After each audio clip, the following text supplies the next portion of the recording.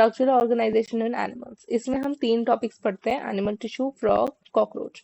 आज की क्लास में हम स्टार्टिंग से लेकर एपिथेलियल टिश्यू तक कवर करेंगे। तो इसमें क्या है, सबसे पहले एनिमल टिश्यूज के बारे में पढ़ेंगे। सबसे पहले हम नाम देखेंगे कि एनिमल टिश्यूज। तो एनिमल्स क्या होते हैं, जानवर। ठीक है, ये किंगडम एनिमेलिया में आते हैं और मेटाजोन होते हैं। ये एनिमल्स हेटेरोट्रॉफ्स होते हैं, होलोजोइक होते हैं। अब ये क्या होता है, हेटेरोट्रॉफ्स वो होते हैं, बेसिकली ये उनका टाइप ऑफ न्यूट्रिशन है जो बेसिकली अपना खाना खुद नहीं बना सकते हैं, उन्हें किसी और पे डिपेंडेंट होना पड़ता है फूड और न्यूट्रिशन के लिए। होलोजोइक भी एक मोड ऑफ न्यूट्रिशन है कि वो अपना खाना कैसे खाते हैं। Heterotrophs type of nutrition, holozoic mode of nutrition. Type मतलब किस तरीके से वो न्यूट्रिशन को मतलब खाने को कैसे लेते हैं, खाना कहाँ से मिलता है उन्हें। एंड होलोजोइक मतलब कि वो खाना कैसे खाते हैं। इसमें एज एनिमल्स वो फूड को इंजेस्ट करते हैं एंड देन डाइजेस्ट करते हैं। एनिमल्स यूकैरियोट्स में आते हैं, यानी कि उनकी जो न्यूक्लियस होती है वो वेल डिफाइंड होती है। Animals are capable of growing, reproducing, locomotion, movement. Reproduction मतलब रिप्रोड्यूस करना, अपने जैसा एक एनिमल, एक स्पीशीज को क्रिएट करना। लोकोमोशन मतलब अपनी पोजीशन में चेंज लाना, और मूवमेंट मतलब पोस्चर में चेंज लाना। ठीक है, यहाँ पर भी इसके बारे में लिखा हुआ है कि एनिमल्स जो होते हैं वो मल्टी सेलुलर ऑर्गेनिजम्स होते हैं, वेल डिफाइंड होते हैं। अभी एनसीईआरटी को भी हम रेफर करेंगे, पहले मैं आपको कुछ ऊपर ऊपर से बता देती हूँ। ठीक है, अब हम बात करते हैं कि ऑर्गेनिजम्स कितने टाइप्स के होते हैं। तो ऑर्गेनिज्म बेसिकली अगर हम on the basis of number of cell divide करें तो 2 तरीके के ऑर्गेनिज्म होते हैं, unicellular which is single cell and multicellular which is many cell. Unicellular अपना सारी एक्टिविटीज खुद परफॉर्म कर सकते हैं जैसे कि अमीबा, और मल्टीसेलुलर अपने जो इतने सारे सेल्स होते हैं उनको काम बांट देते हैं, that means division of labour होती है वहां पे। For example hydra. तो जैसे अमीबा है, यहाँ पर लिखा हुआ है कि अमीबा है वो तो सिर्फ एक अकेला सारे काम कर लेता है, लेकिन जो हाइड्रा है वो उसमें बहुत सारे सेल्स होते हैं, थाउजेंड्स में सेल होते हैं, एंड वो डिफरेंट डिफरेंट फंक्शन को परफॉर्म कर सकता है। अब हमें पता तो है कि सेल्स क्या होते हैं, लेकिन सेल्स से बनकर टिश्यू बनते हैं, और उन टिश्यू के बारे में अब हम जानेंगे।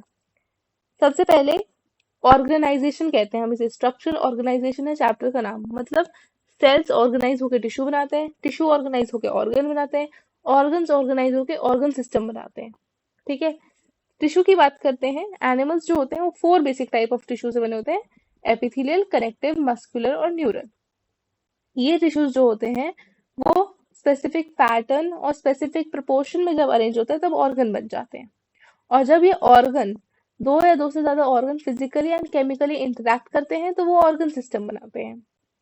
टिश्यू की बात करें तो इसकी डेफिनेशन क्या होगी, यहाँ पर देखिए, a group of similar sales along with intercellular, अरे एक second, yes, a group of similar cells along with intercellular substances perform a specific function. Such an organization is called tissue. ठीक है, मतलब ऐसे सेल्स जिनका एक कॉमन ओरिजिन हो, उसके अंदर कुछ इंटरसेल्युलर स्पेस हो यानी कि मैट्रिक्स हो, और वो एक स्पेसिफिक फंक्शन करें, that is forming a tissue. ठीक है, अब हम बात करते हैं कॉमन ओरिजिन से क्या मतलब है। बेसिकली जब एक जाइगोट होता है वो 2 सेल्ड स्टेज पे आता है, 4 सेल्ड स्टेज पे आता है, फिर वो बेसिकली इवेंचुअली एक गैस्ट्रुला स्टेज पे आता है, जो कि आप क्लास 12 के चैप्टर रिप्रोडक्शन में पढ़ेंगे। तो गैस्ट्रुला जो होता है उसमें 3 लेयर्स होती हैं, एक्टोडर्म, एंडोडर्म, मेसोडर्म। ये होते हैं ओरिजिन, ये आपको बताते हैं कि ये ऑर्गन का एक्टोडर्मल ओरिजिन है या एंडोडर्मल या फिर मेसोडर्मल। ठीक है, अब बात करते हैं इंटरसेल्युलर स्पेस कैसे होगी। इंटरसेल्युलर स्पेस मतलब सेल्स के अंदर जो मैट्रिक्स होती है which is made up of mucopolysaccharide and glycoproteins. ठीक है, वो उनकी इंटरसेल्युलर स्पेस होती है। तो ऐसे सेल्स जिनका एक कॉमन ओरिजिन हो, या तो एक्टोडर्मल हो या तो एंडोडर्मल हो या मेसोडर्मल हो, विथ सम इंटरसेलुलर स्पेस यानी कि matrix, and perform specific function. Specific function मतलब जैसे कि कोई प्रोटेक्शन कर रहा है, कोई सपोर्ट कर रहा है, कोई मूवमेंट कर रहा है, कोई कोऑर्डिनेशन कर रहा है। और इसी के हिसाब से चार है आपके टिश्यूज, जैसे कि पहला है एपिथेलियम टिश्यू, दूसरा है कनेक्टिव टिश्यू, तीसरा है मस्कुलर टिश्यू और चौथा है न्यूरल टिश्यू। एपिथेलियम कवरिंग और लाइनिंग प्रोवाइड करता है and which is also responsible for protection. Connective support and linkage provide करता है। Muscular locomotion and movement provide करता है और neural control and coordination provide करता है। एपिथेलियल टिश्यू की बात करते हैं। एक एपिथेलियल टिश्यू की बात करते हैं हम। एपी मतलब अपॉन और थीलियम मतलब रेस्ट, इसलिए हम इसका इसका जो नाम है एपिथेलियल, इसका मतलब है to rest upon some tissue और अदर, सम और दी अदर टिश्यू। ठीक है। सेल्स जो होते हैं बहुत लिटिल इंटरसेल्युलर मैट्रिक्स और स्पेस के साथ टाइटली पैक्ड होते हैं, वो किसी ना किसी टिश्यू के ऊपर रेस्ट कर रहे होते हैं। तो जैसे कि हम बात कर रहे हैं एपिथेलियल टिश्यू की, तो ये कनेक्टिव टिश्यू के ऊपर होते हैं। तो बेसिकली एक लेयर होती है कनेक्टिव टिश्यू की, उसके ऊपर बेसमेंट मेम्ब्रेन होती है और उसके ऊपर एपिथेलियल टिश्यू होते हैं। ठीक है। एपिथेलियम ज्यादातर एवास्क्यूलर होती है, और एवास्कुलर का मतलब है कि उसके अंदर कोई ब्लड वेसल का सप्लाई नहीं होता। तो सारी की सारी ब्लड वेसल्स कनेक्टिव टिश्यू में होती हैं, इसलिए हाईली वैस्कुलर होता है कनेक्टिव टिश्यू। और एपिथेलियल एपिथेलियल सेल्स उसके ऊपर रेस्ट करते हैं, तो उनको भी वहां से ऑक्सीजन और न्यूट्रिएंट्स मिल जाते हैं। देन हाईएस्ट रीजनरेशन एबिलिटी होती है एपिथेलियल टिश्यूज की, और उनका जो फ्री सरफेस होता है या तो वो एक्सटर्नल एनवायरनमेंट को फेस करता है या बॉडी फ्लूइड को। ठीक है। फ्री सरफेस की मॉडिफिकेशन भी हो सकती है, जैसे कि सीलिया और माइक्रोबिलाई, अभी इनके ऊपर बात करेंगे। तो यहाँ पर देखो, we commonly refer to an epithelial tissue as epithelium. This tissue has a free surface which faces either the body fluid or outside environment and thus provides a covering or lining for some part of the body. तो ये जो हम बता रहे हैं, ये ऊपर का जो पार्ट है, दिस इज फ्री ओके। ये इनके अभी हम टाइप पढ़ेंगे। एंड अगर इसके ऊपर हम कुछ कहें कि मॉडिफिकेशन आ रही है, जैसे यहाँ पर एक मॉडिफिकेशन है सीलिया, तो उस उन मॉडिफिकेशंस के बारे में भी हम आगे पढ़ेंगे। ठीक है। इतने यहाँ से देखते हैं। There are two types of epithelial tissue, namely simple epithelium and compound epithelium. Simple epithelium is composed of a single layer of cells and functions as a lining of body cavities, ducts and tubes. अभी मैंने इसके बारे में बताया नहीं है, तो फिर अभी रुकते हैं। ठीक है। तो जैसे कि हम बात कर रहे थे कि एक्सटर्नल एनवायरनमेंट जो होता है, जो फ्री सरफेस होता है, वो दो सराउंडिंग फेस करता है, या तो एक्सटर्नल एनवायरनमेंट या बॉडी फ्लूइड। एक्सटर्नल एनवायरनमेंट कैसे, जैसे कि हम है, हमारी जो स्किन है वो हैंड की स्किन मानते हैं कि हमारे हाथ के ऊपर जो स्किन है उसके ऊपर एपिथेलियल सेल्स होते हैं, तो वो बेसिकली एक्सटर्नल एनवायरनमेंट को फेस करते हैं और हमारे हैंड को प्रोटेक्शन देते हैं। राइट। स्किन बेसिकली प्रोटेक्शन का काम करता है ऐसे। अगर जो आपका एपिथेलियल टिश्यूज है उनका फ्री सरफेस बॉडी फ्लूइड को फेस करता है, जैसे कि blood vessels, blood capillaries, stomach की लाइनिंग, तो वो बेसिकली कुछ सिक्रीशन में काम आएगा ज्यादातर। ठीक है। या तो कवरिंग करेगा या लाइनिंग करेगा। ठीक है। सिक्रीशन तो हम नहीं करेंगे as such, secretion and absorption का काम हम आगे देखेंगे। बेसिकली माइक्रोबिलाई इसमें बेस्ट होती है, क्योंकि वो उसके अंदर सरफेस एरिया बढ़ जाता है due to folds of plasma membrane. ठीक है। अभी हम पढ़ेंगे उसे। तो यहाँ पर देखिए, सबसे पहले ये है आपके एपिथेलियल सेल्स। ठीक है। ये लाई कर रहे होते हैं एक बेसमेंट मेम्ब्रेन पर। बेसमेंट मेम्ब्रेन बनी होती है म्यूकोपॉलीसेकेराइड, ग्लाइकोप्रोटीन एंड फाइबर्स की। वो नॉन सेल्यूलर होती है और एपिथेलियल और कनेक्टिव दोनों इसको सेक्रेट करते हैं, बेसमेंट मेम्ब्रेन को। ठीक है। एपिथेलियल सेल्स के पास ये जो ऊपर का ये जो पार्ट है, ये फेस कर रहा होता है या तो एक्सटर्नल एनवायरनमेंट को या तो बॉडी फ्लूइड को। ठीक है। यहाँ पर आप देख रहे हैं ये फ्लैटेंड सेल्स हैं, ये क्यूब लाइक सेल्स हैं और ये टॉल सेल्स हैं। ठीक है। अभी हम इन सब चीजों के बारे में बात करेंगे। इनके नीचे जो एक लेयर होती है बेसमेंट मेम्ब्रेन, उसके नीचे आता है कनेक्टिव टिश्यू। वो कनेक्टिव टिश्यू इसको वो हाईली वेस्कुलराइज होता है और इसको सारे के सारे ऑक्सीजन और न्यूट्रिएंट्स प्रोवाइड करता है। ठीक है। अब जो फ्री सरफेस होता है उसके पास भी मॉडिफिकेशन हो सकती है, जैसे कि सीलिया या फिर माइक्रोविलाई। सीलिया क्या होता है? एडिशनल हेयर लाइक प्रोजेक्शंस होते हैं जो एक सब्सटेंस को मूवमेंट में काम करते हैं। जैसे कि कोई फूड पार्टिकल है, उसे एक जगह से दूसरी जगह ले जाना है, तो फिर सीलिया उसे एक डायरेक्शन में पुश करती है। ठीक है। याद रखना, सीलिया सिर्फ एक डायरेक्शन में पुश करती है। दूसरी बात, माइक्रोविलाई। माइक्रोविलाई क्या होते हैं? प्लाज्मा मेम्ब्रेन जो होती है एक सेल की, उसके जब फोल्ड्स बन जाते हैं तो वो माइक्रोविलाई को फॉर्म कर देते हैं। Microvilli basically surface area increase करती है, एंड इसीलिए माइक्रोविलाई का काम ज्यादातर सिक्रीशन और अब्सॉर्प्शन में देखने को मिलता है।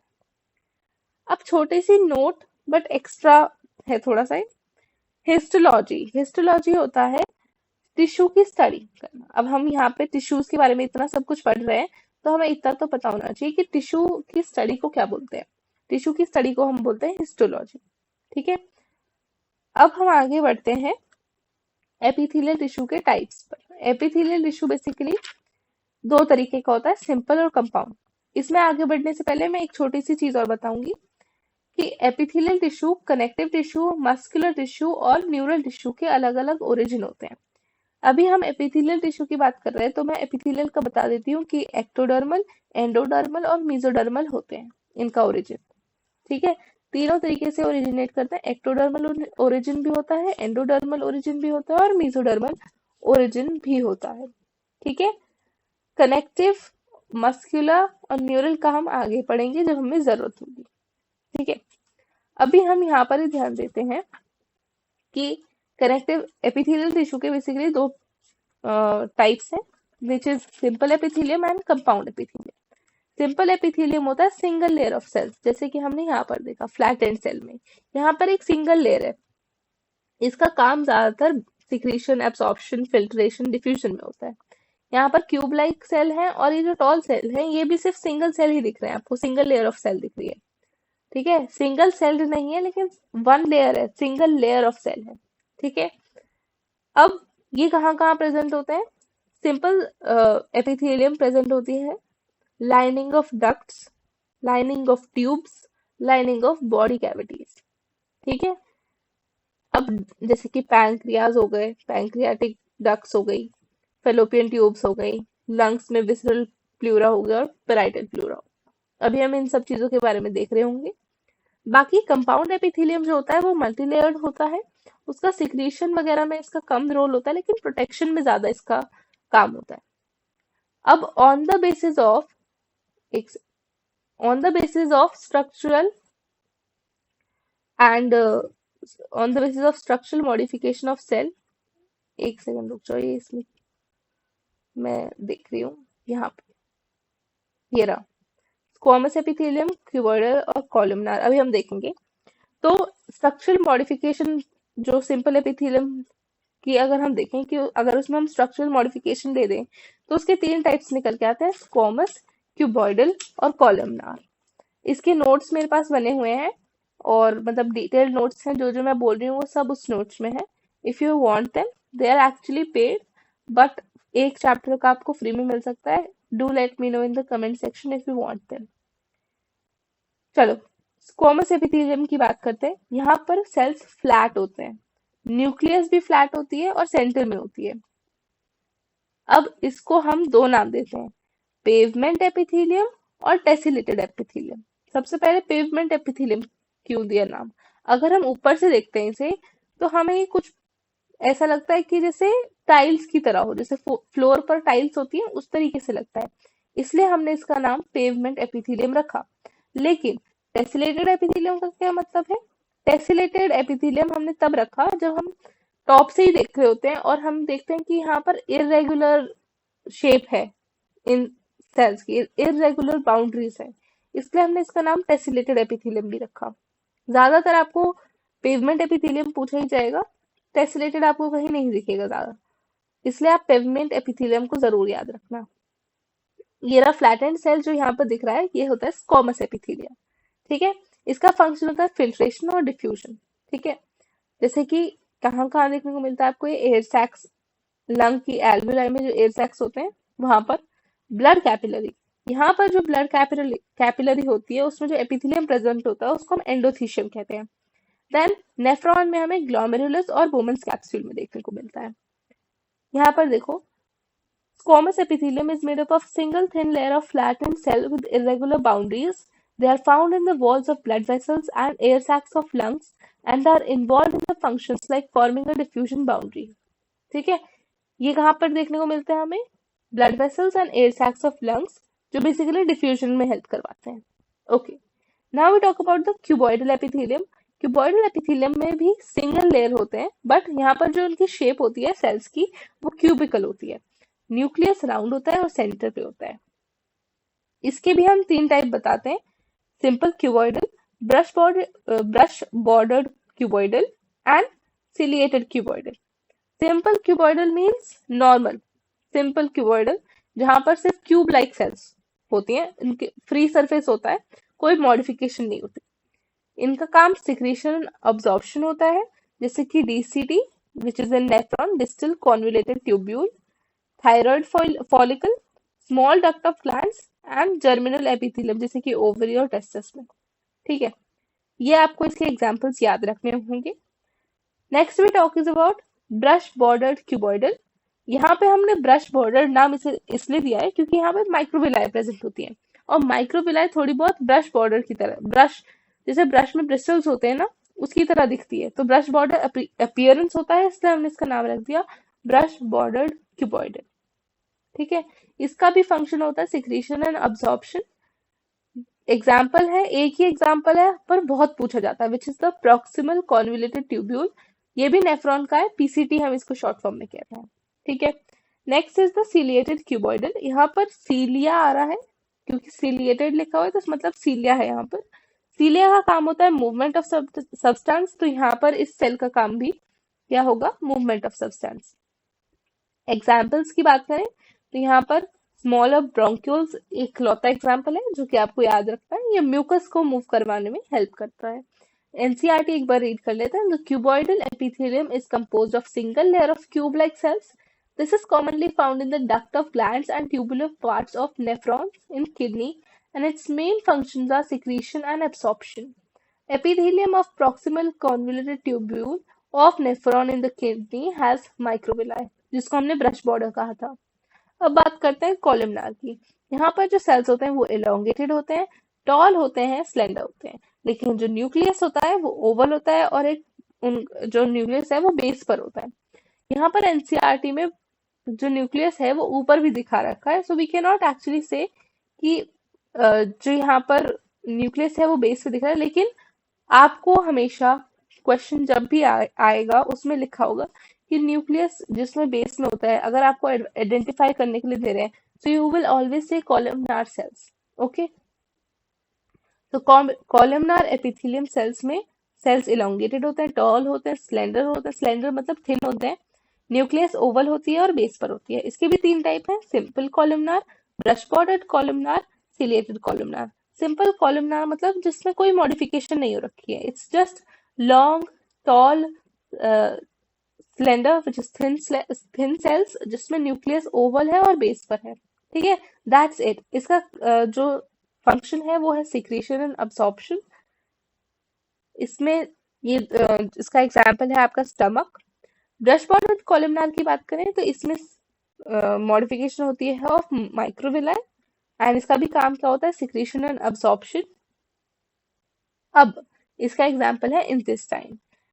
ये दोनों सिंपल कॉलमनार और ब्रश बॉर्डर्ड कॉलमनार बेसिकली इसका कॉमन एग्जांपल अगर हम बोलें कि दोनों का एग्जांपल क्या होगा, so we can say GIT, gastrointestinal tract.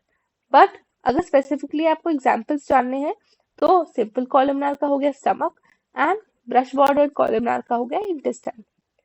Next is the ciliated columnar जिसमें सीलिया प्रेजेंट होता है। सीलिया का क्या काम है?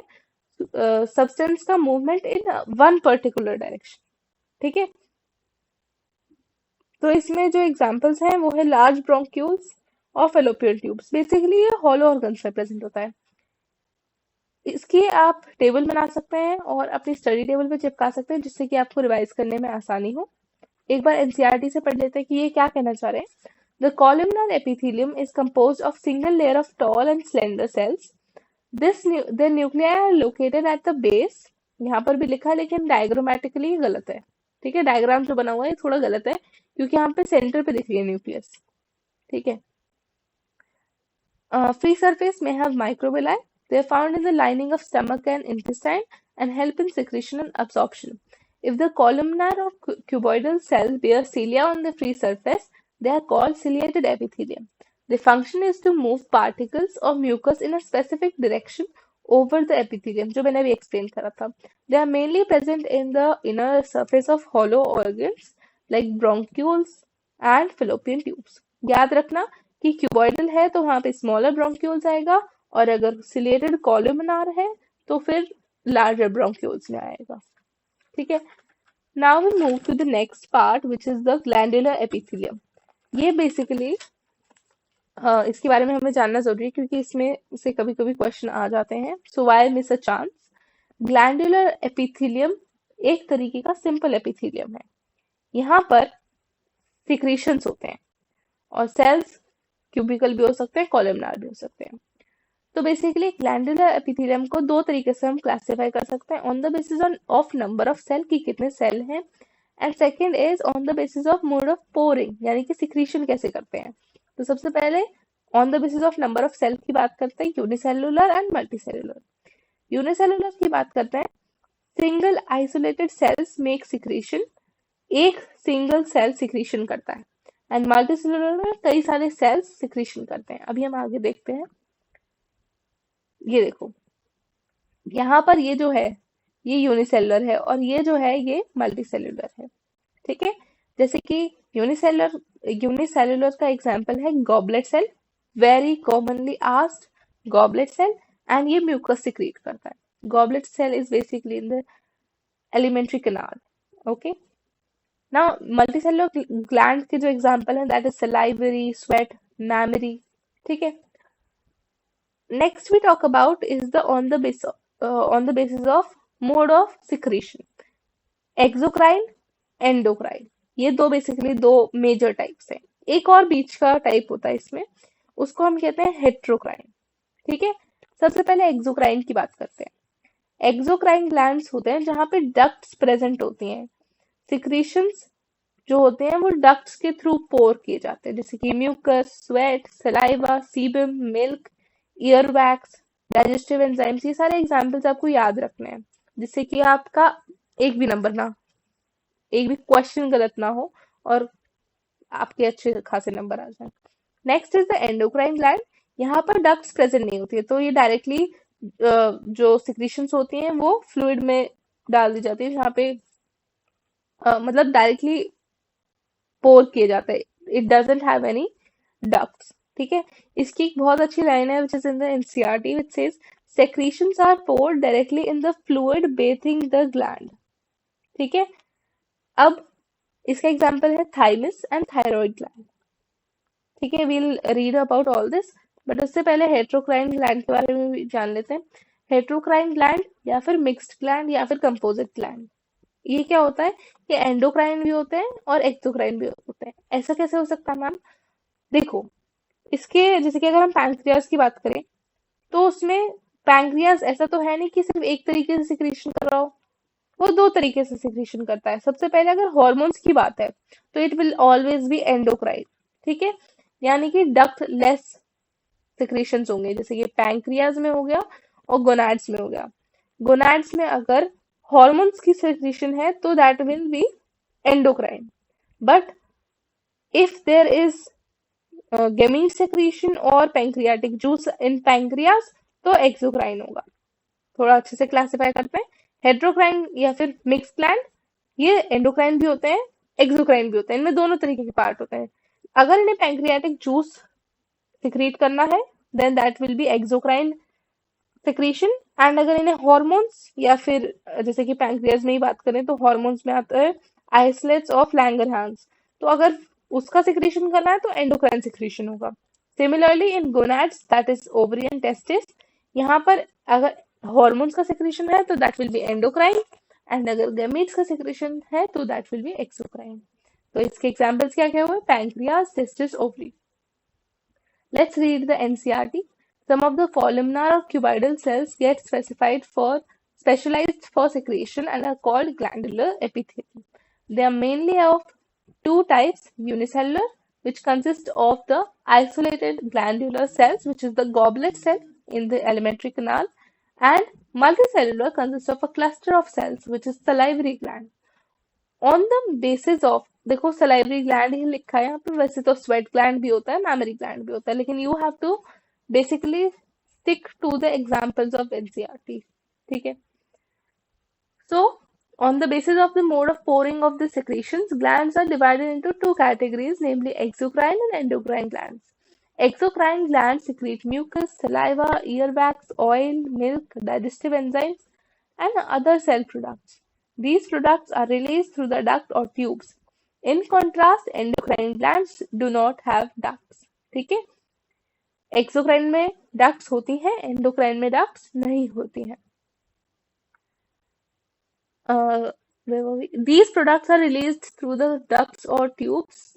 In contrast, endocrine glands do not have ducts. ये भी पढ़ा था. Their products called hormones are secreted directly into the fluid bathing the gland. ठीक है? We are done with the simple epithelium with this. And now we are going to start with the compound epithelium. Compound epithelium की अगर हम बात करें, so this is going to be the last topic of the last major topic of today's class. Next class will be there in the playlist only. So अगर आपको अच्छे marks लाने, so you have to see all the chapters, you have to do questions, you have to make less mistakes. तो इसके हिसाब से अगर आपको कोई tips वगैरह चाहिए हो तो I can give that as well. But let's start with compound epithelium without wasting any time. Less role in secretion and absorption because it helps in protection. Okay? अच्छा, एक बात और बोलना चाहूंगी बीच में, sorry to disturb.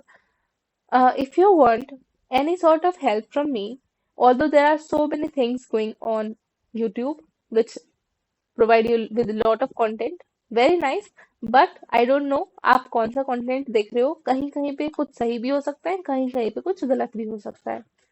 So if you are sticking to this channel only, I can tell you that you are going through the best content because हम NCERT से ही करेंगे, NCERT की रीडिंग भी करेंगे साथ साथ, और जो जो आपको एक्स्ट्रा चाहिए वो मैं क्लास में बताती जाऊंगी.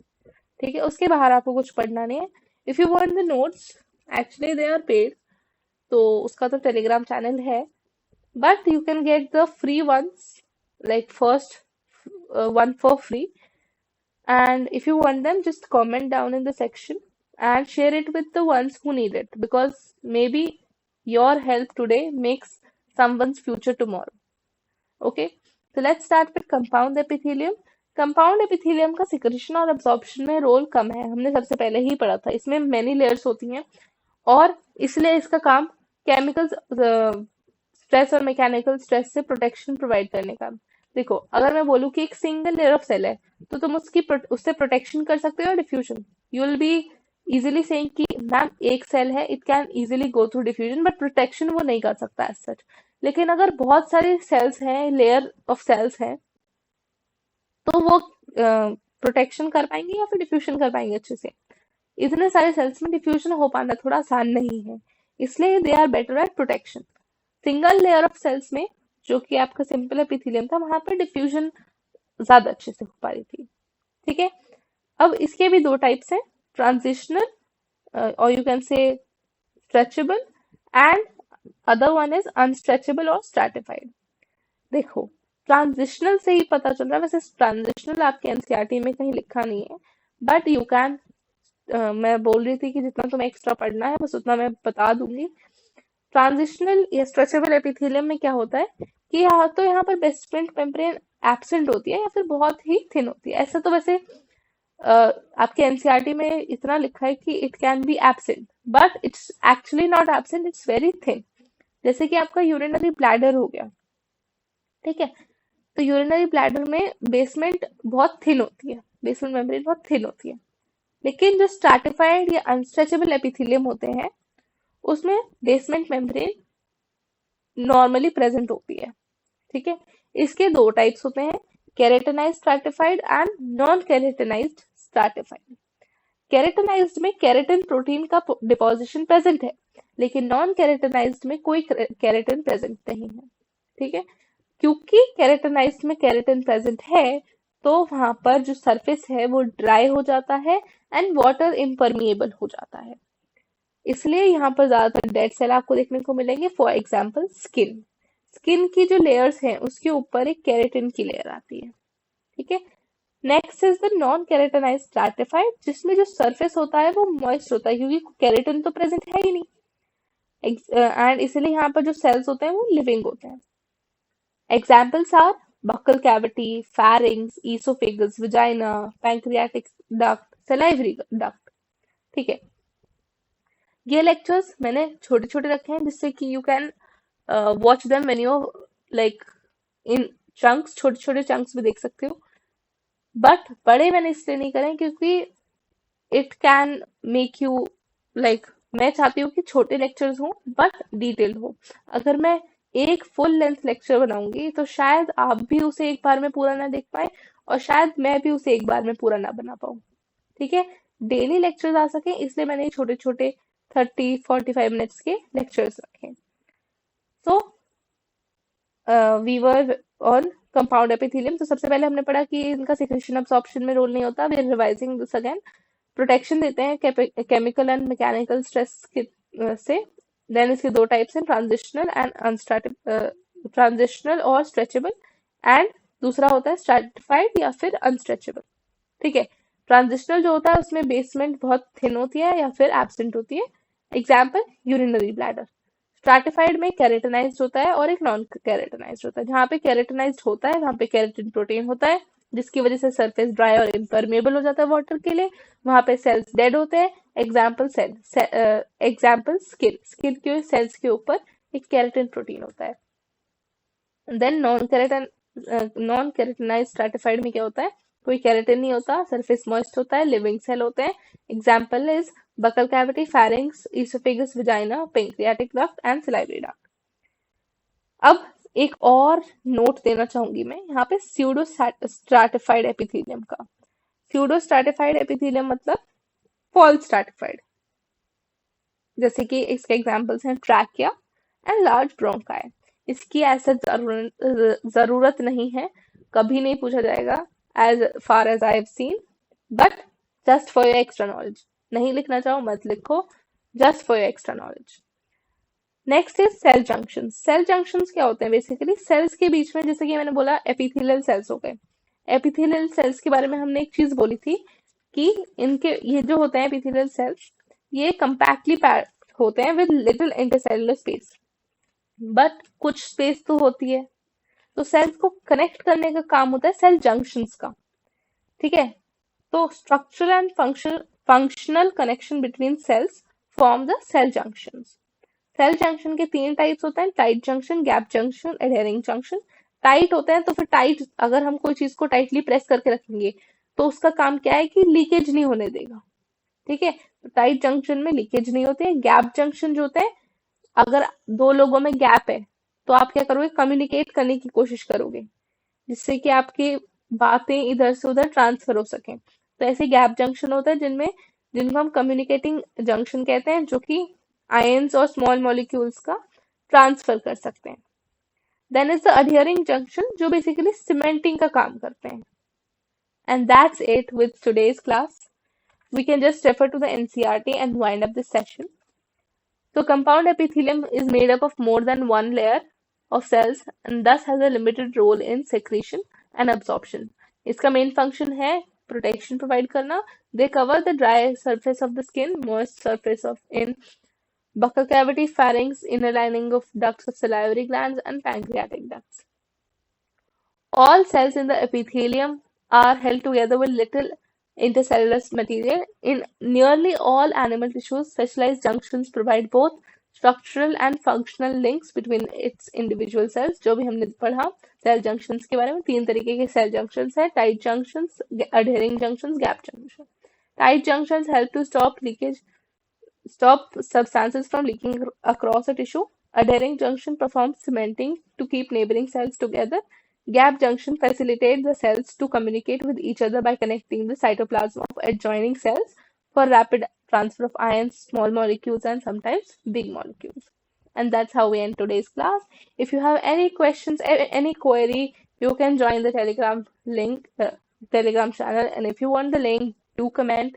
क्योंकि मैंने अभी डाल नहीं रखा. I don't know if you will be requiring it or not, but I am posting on it regularly. ठीक है? Then bye bye. If you have any query, any questions, do let me know in the comment section. And if you like the section, if you like the video, then comment section is open for your wishes as well. Thank you.